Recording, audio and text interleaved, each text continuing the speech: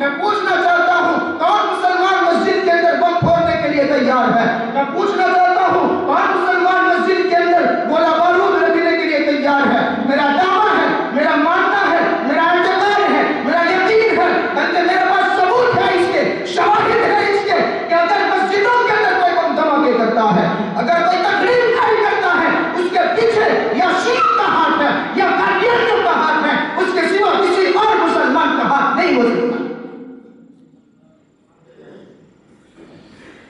اس لیے کہ یہ مسلمانوں کے نام سے رہتے ہیں، مسلمانوں کے لباس میں رہتے ہیں، مسلمانوں کے شعائر کے اندر رہتے ہیں، قرآن ہاتھ میں پکڑتے ہیں۔ اب دیکھنے والا یہی سمجھے گا کہ یہ بم دھماکہ کرنے والا مسلمان ہے، اس لیے کہ اس کا نام عبد الکریم ہے، اس کا نام عبداللہ ہے۔ اب دنیا کو ہم کیسے بتائیں کہ لوگوں یہ مسلمان نہیں ہے، یہ قادیانی ہے جس کا اسلام سے کوئی تعلق نہیں۔ اس لیے ہمیں کھڑا ہونا پڑے گا، ہمیں بیدار ہونا پڑے گا، اور ملک کے سیاستدانوں کو اس بات کی طرف توجہ دلانی پڑے گی۔ خدا نہ جہاں کہیں بم دھماکے ہوں، جہاں کہیں گولہ بارود کا استعمال ہو، جہاں کہیں بھی تخریب کاری کی کارروائی ہو، آپ فوراً مسلمانوں کا نام لینا شروع مت کر دیں، بلکہ اس کی تفتیش اس زاویے سے بھی کریں، اس نظریے سے بھی کریں کہ چونکہ کچھ لوگ اپنا نام مسلمان رکھ کر کچھ لوگ مسلمانوں جیسا لباس پہن کر اپنے آپ کو بھی مسلمان ظاہر کرتے ہیں، حالانکہ وہ مسلمان نہیں ہے، تو کہیں ایسا تو نہیں ہے کہ وہی قادیانی لوگ مسلمان کے نام سے تخریب کاری کریں اور مسلمانوں کو دوہرا نقصان اٹھانا پڑے؟ ایک طرف تو ان کی مسجد بھی شہید ہو، ایک طرف تو ان کے افراد بھی شہید ہوں، اور دوسری طرف مسلمانوں کے نوجوان جنگ کی کوٹھریوں کے اندر چلے جائیں۔ یہ ہمیں نقصان ان کی وجہ سے ہو رہا ہے۔ میں عرض یہ کر رہا ہوں کہ اس غلط فہمی میں نہ رہیں کہ انگریز تو ہندوستان کو چھوڑ کر چلا گیا ہے، اب کیا ضرورت ہے ان قادیانیوں کو اور ان قادیانیوں کی؟ میرے عزیزوں، جتنی ضرورت کل تھی اس سے 100 گنا زیادہ ضرورت آج پوری دنیا کفر کو قادیانیوں کی آج ہے۔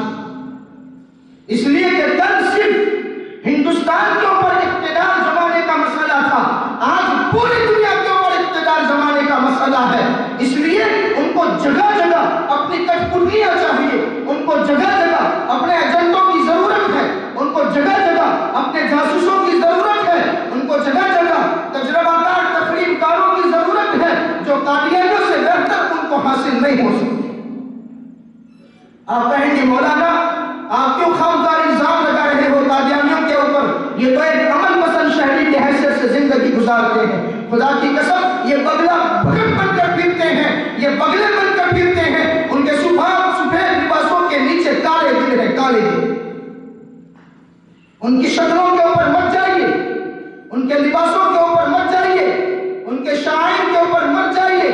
اتنے شواہد اس بات کے موجود ہیں، جب بغداد فتح ہوا اور جب بغداد کے اندر انگریز داخل ہوئے اور انگریز کا اقتدار بغداد کے اوپر مکمل ہو گیا اور بغداد جب مسلمانوں کے ہاتھ سے چلا گیا، میں آپ کو بتاؤں تاریخ گواہ ہے، قادیانیوں کے اخبار گواہ ہیں اس بات کے کہ ان کے اخباروں کے اندر یہ خبریں چھپی کہ جس دن بغداد مسلمانوں کے ہاتھ سے چلا گیا اس دن پورے بغداد کے اندر خوشیاں منائی، پورے قادیان کے اندر خوشیاں منائی گئی اور پورے قادیان کے اندر مٹھائیاں تقسیم کی گئی۔ لوگوں نے اعتراض کیا کہ مسلمانوں کا ملک مسلمانوں کے ہاتھوں سے چلا گیا، تم کیسے لوگ ہو کہ مسلمانوں کے نقصان کے اوپر خوشیاں مناتے ہو؟ اس کے بیٹے نے جواب دیا کہ حضرت نعوذ باللہ مرزا غلام احمد قادیانی یہ کہا کرتے تھے اپنی زندگی میں کہ میں انگریز کی تلوار ہوں، میں انگریز کی تلوار ہوں، اور خدا یہ چاہتا ہے کہ اس تلوار کی چمک ہر جگہ پر دیکھیں، لہذا اگر بغداد کے اندر انگریز داخل ہوئے ہیں تو اس میں خوشی کی بات ہے، اس لیے کہ حضور کی تلوار انگریز کے ذریعے بغداد میں داخل ہو گئی ہے تو ہم مٹھائیاں تقسیم نہ کریں تو اور کیا کریں؟ جب اسرائیل کا قبضہ مکمل ہو گیا فلسطین اور وہاں کے باشندے مقصود بن کر اپنی زندگی گزارنے لگے. اور 6 ڈے کا وہ وار جو 6 ڈے کے نام سے مشہور ہے، جب وہ ختم ہو گیا اور عربوں کو شکست فاش ہوئی، تاریخ گواہ ہے اس بات کے اوپر. القبابیل کے اندر جو یہودیوں کی بستی ہے، باقاعدہ قادیانیوں نے وہاں پر پارٹی کی اور اس پارٹی کے اندر خوشیاں منائی گئی اور مٹھائیاں تقسیم کی گئی اور ایک دوسرے کو مبارکبادیاں پیش کی. کس بات کے اوپر؟ اس بات کے اوپر کہ آج عربوں کو شکست ہوئی اور یہودیوں کو فتح ہوئی.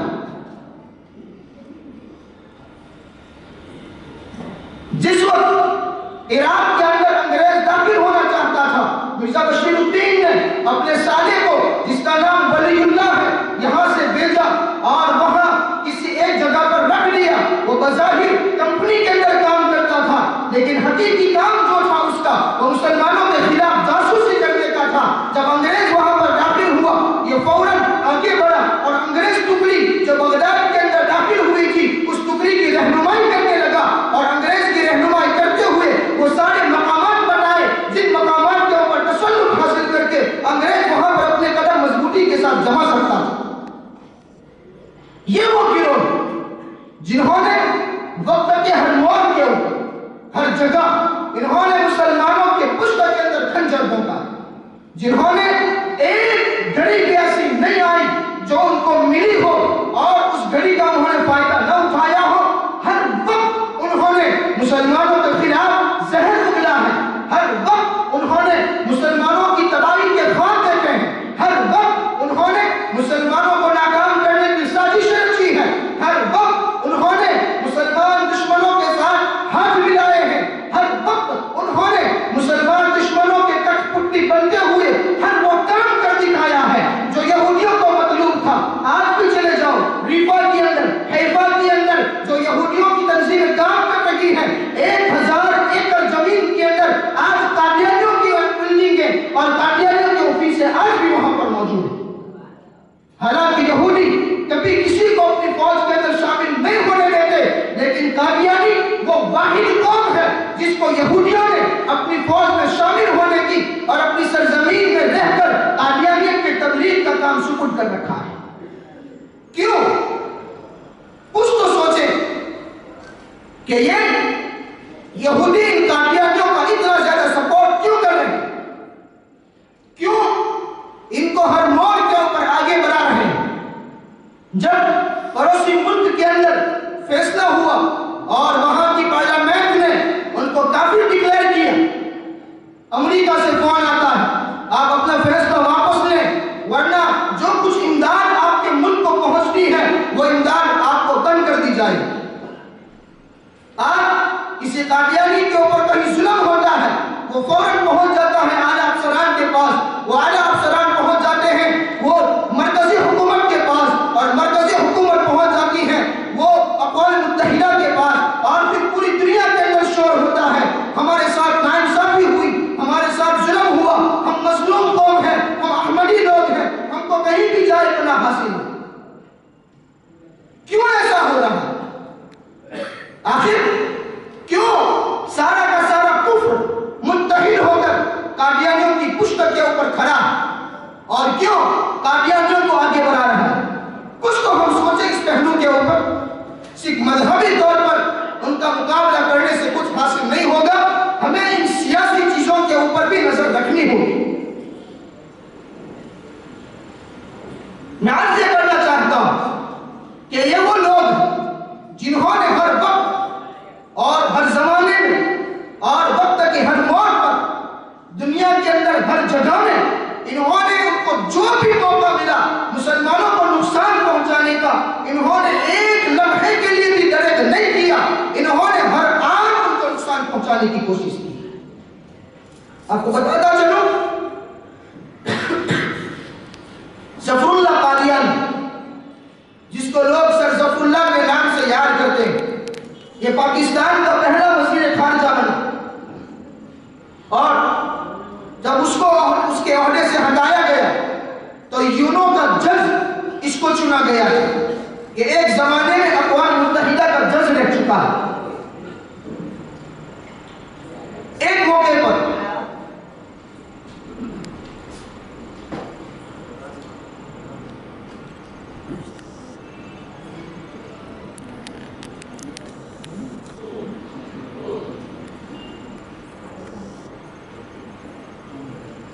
سعودی عرب کی جنگ چل رہی تھی یمن کے ساتھ. تازہ بات نہیں کر رہا ہوں، پچھلی دہائیوں کی بات کر رہا ہوں. ایک چوکی کو لے کر، سرحد کو لے کر جھگڑا تھا دونوں کے درمیان، یمن اور سعودی کے درمیان. اس جھگڑے کو نمٹانے کے لیے اور اس کا فیصلہ دینے کے لیے اقوام متحدہ نے ایک کمیشن تیار کیا، اور اس کمیشن کا جو جج طے ہوا وہ ظفر اللہ قادیانی تھا. سعودی کا بادشاہ بڑا خوش ہوا، چونکہ ابھی ان کا کفر کھل کر آنکھوں کے سامنے نہیں آیا تھا. چنانچہ سعودی کا بادشاہ یہ ظفر اللہ کے پاس گیا اور کہا آپ ہمارے حق میں فیصلہ دے دیجیے. ظفر اللہ قادیانی نے ساری کارروائی سنی، لیکن اس نے ایک شرط رکھی. وہ شرط کیا تھی؟ اس کا پس منظر آپ سمجھ لیں. گنبد خضرا جو موجود ہے آج روضہ نبوی صلی اللہ علیہ وسلم، یہ عائشہ صدیقہ رضی اللہ تعالیٰ عنہ کا کمرہ ہے، آپ کا حجرہ ہے. رسول اکرم صلی اللہ علیہ وسلم کا روضہ اقدس وہاں پر ہے. آپ کے پیروں کے اندر صدیق اکبر سو رہے ہیں اور ان کے پیروں کے اندر حضرت عمر سو رہے ہیں. اس کے باوجود ایک جگہ اور خالی، اور وہ جگہ کس کے لیے ہے؟ حضرت عیسیٰ علیہ السلام کے لیے ہے کہ جب آپ آئیں گے آسمانوں سے نازل ہوں گے اور پھر دنیا کے اندر آپ تقریباً 40 سال رہیں گے، آپ کی حکومت ہوگی، آپ شادی کریں گے، آپ کی اولاد ہوگی، 40 سال کے بعد آپ کا انتقال ہوگا، تو پھر آپ کی نماز جنازہ پڑھنے کے بعد آپ کو اسی روضہ اقدس کے اندر حضور کے پہلو میں آپ کو دفنایا جائے گا. اور اس کی طرف رسول اکرم صلی اللہ علیہ وسلم نے اشارہ بھی فرمایا. مشکاۃ شریف کی روایت ہے کہ یدفن معی فی قبری، کہ میرے ساتھ میرے مقبرے کے اندر حضرت عیسیٰ کو دفن کیا جائے گا. قادیانی بڑے چراغ خواہ ہوتے ہیں، جب یہ حدیث ہم ان کے سامنے پیش کرتے ہیں کہ دیکھو حضور نے تو یہ علامت بتائی کہ وہ جو دفن ہوں گے وہ حضور کے ساتھ دفن ہوں گے. وہ کہتے ہیں یا تو قبر کا لفظ ہے، یعنی قبر کے اندر میرے ساتھ دفن ہوں گے، تو قبر کے اندر تو حضور کے ساتھ دفن نہیں ہو سکتے ہیں. لیکن ان عقل کے اندروں کو یہ معلوم نہیں ہے کہ عربی لغت کے اندر قبر کا مطلب جہاں قبر ہوتا ہے وہاں قبر کا ایک معنی مقبرہ بھی آتا ہے. اور اس پورے حجرے کو حضور نے قبر کے لفظ سے تعبیر کیا ہے. عربی لغات اس کے اوپر گواہی دیتی ہے کہ قبر کا مطلب ہوتا ہے المقبرہ. وہ قبرستان کے معنی میں بھی آتا ہے قبر کا لفظ. خیر، تو وہ ایک جگہ خالی ہے آج. حضور کے زمانے سے لے کر آج تک، یعنی کچھ دہائیوں پہلے تک، باہر جو جاری ہے رسول اکرم صلی اللہ علیہ وسلم کی روزے کی، وہاں پر ایک نقشہ لگا ہوا تھا. اور رسول اکرم صلی اللہ علیہ وسلم کا روزہ، پھر بعد میں صدیق اکبر اور حضرت عمر، اور ایک جگہ جو خالی ہے اس کو تیر کے ذریعے اس میں بتایا گیا تھا اور اس میں لکھا گیا تھا ہذا موضع قبر عیسیٰ علیہ السلام، کہ یہ عیسیٰ علیہ السلام کے دفن ہونے کی جگہ ہے. اور وہ نقشہ وہ جالیوں کے پاس باہر لٹکا ہوا تھا پہلے سے. ظاہر بات ہے کہ جب یہ نقشہ جب تک لگا رہے گا کوئی بھی مسلمان حضرت عیسیٰ کو وفات شدہ تسلیم کرنے کے لیے تیار نہیں ہوگا. وہ کہے گا بھئی یہاں پر لگا ہوا ہے کہ حضرت عیسیٰ کو تو یہاں دفن ہونا ہے، اور تم کہہ رہے ہو کہ حضرت عیسیٰ کی قبر کشمیر میں سری نگر کے اندر محلہ یارخان میں ہے، جبکہ حضور نے یہ فرمایا کہ حضرت عیسیٰ کی قبر میرے ساتھ ہو. معلوم ہوا کہ حضرت عیسیٰ کا بھی انتقال نہیں ہوا. آپ نازل ہوں گے پھر آپ کا انتقال ہوگا. تو اس نقشے کے رہتے ہوئے قادیانیت کے اوپر زبردست زد پڑتی، مار پڑتی تھی ان کو اس نقشے کی وجہ سے. آپ ان کی خباثت کا اندازہ لگائیے کہ جب شاہ سعود نے ظفر اللہ قادیانی کو کہا کہ آپ ہمارے حق میں فیصلہ دیجئے، تو ظفر اللہ قادیانی نے کہا کہ اگر آپ یہ نقشہ جو روضہ اقدس سے باہر لگا ہوا ہے اس نقشے شیعہ کو یہاں سے ہٹا دیں تو پھر ہم آپ کے حق میں فیصلہ لے لیں. یہ سنی سنائی بات نہیں، مرقوم ہے یہ بات، کتابوں میں موجود ہے، اور جن کے سامنے یہ بات کی اس کو سننے والوں نے گواہی دی اور اس بات کو سننے والے بھی موجود ہیں. میں نے یہ بات کتابوں میں تو پڑھی تھی، لیکن پھر میں نے بڑے اہل علم سے اس بات کو دریافت کیا. انہوں نے کہا کہ بالکل یہ بات صحیح ہے، ہمارے استاد نے ہم کو یہ بات بتائی اور انہوں نے فلانے سے یہ بات سنی اور انہوں نے بلا واسطہ یہ بات سنی. آپ ان کی خباثت کا اندازہ لگائیے کہ وہ جج ہے اقوام متحدہ کی طرف سے یونو کا، لیکن کم وقت فیصلہ دینے کے لیے شرط یہ لگاتا ہے کہ وہ نقشہ جہاں حضرت عیسیٰ علیہ السلام کی موضع قبر بتائی گئی ہے اس کو وہاں سے ہٹا دیا جائے، اس کے بعد آپ کو فیصلہ دیا جائے. اس لیے یہ وہ لوگ ہیں جنہوں نے ہر جگہ مسلمانوں کو نقصان پہنچانے کی کوشش کی، ہر جگہ. ایک بار مرزا بشیر الدین محمود موج کے اندر آیا اور طے شکا کر بولتا ہے وہ دن دور نہیں جب اقتدار ہمارا ہوگا اور یہ سارے مسلمان ابو جہل کی طرح اور ابو لہب کی طرح میرے پاس لائے جائیں گے، رسیوں کے اندر باندھ کر پاب سلاسل کر کے، اور پھر میں ان کے بارے میں سزائیں سناؤں. یعنی مسلمانوں کو ابو جہل کے ساتھ تشبیہ دی، مسلمانوں کو ابو لہب کے ساتھ تشبیہ دی. پھر جھگڑا کس بات کا؟ تم خود ہمیں مسلمان ماننے کے لیے تیار نہیں ہو، پھر کیوں تم اپنے آپ کو مسلمان کہتے ہو؟ اور تم کیوں کہتے ہو کہ ہم کو بھی مسلمان امت سمجھا جائے؟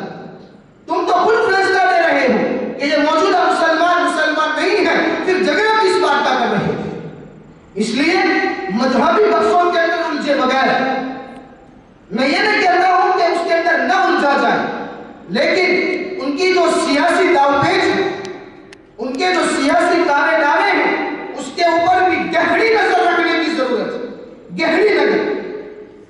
ایک زمانہ وہ تھا جب پنڈت جواہر لال نہرو برطانیہ کا سفر کر کے ہندوستان واپس آئے تو جیسے ہی ایئرپورٹ کے اوپر اترے، آپ کے ساتھ جو خواجہ صاحب تھے وہ جواہر لال نہرو نے کہا کہ ہندوستان کو اگر آزاد کرانا ہے تو اس کے لیے احمدیت کو ختم، یعنی قادیانیت کو ختم کرنا پڑے گا. جب تک قادیانیت موجود ہے ہندوستان آزاد نہیں رہ سکتا. یہ میرے الفاظ نہیں، یہ پنڈت جواہر لال نہرو کے الفاظ. لیکن ایک وقت وہ بھی آیا جب پنڈت جواہر لال نہرو نے ببان کے دہل اس بات کا پرچار کیا اور اس بات کا اعلان کیا کہ اگر مسلمان احمدیت کو مان لیں اور قادیانیت کو تسلیم کر لیں تو پھر ایک بہت بڑا مسئلہ جو مسلمانوں کی طرف سے ہمیں ستاتا رہتا ہے کہ مسلمان کسی بھی وقت ہم سے غداری کر سکتے ہیں، ہمیں اطمینان ہو جائے گا. مسلمانوں کو چاہیے کہ وہ اس تحریک کو قبول کر لیں. ایک وقت وہ بھی آیا اور پنڈت جواہر لال نہرو کا اس کی وکالت کرتے ہوئے ڈاکٹر شنکر داس نے اپنے اخبار کے اندر یہ کالم نکالا اور اس نے یہ کہا